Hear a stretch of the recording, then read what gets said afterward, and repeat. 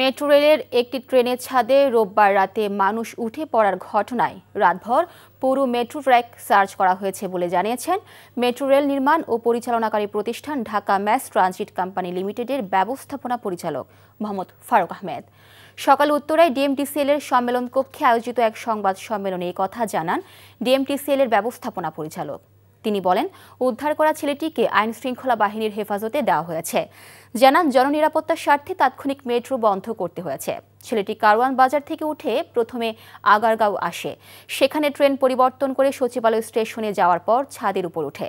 ছেলেটি কারেন্টের সংস্পর্শে হয়নি, এটা সৌভাগ্য উল্লেখ করে এমডি জানান, এ ঘটনায় এর থেকে আরও বড় কিছু হতে পারত।